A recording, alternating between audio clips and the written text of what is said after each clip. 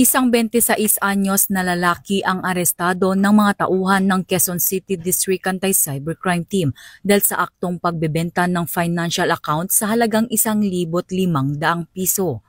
Nagkasundo ang suspect at ang biktima sa Diliman, Quezon City para sa isang pisikal na transaksyon.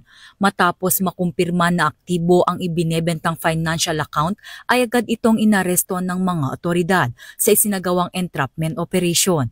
Nasasangkot ngayon ang suspect sa paglabag sa Anti-Financial Account Scamming Act o AFASA na may kaugnayan sa Cybercrime Prevention Act. Kasalukuyan siyang nasa kustodiya ng QCDAC para sa karampatang dokumentasyon at tamang disposisyon ng kaso.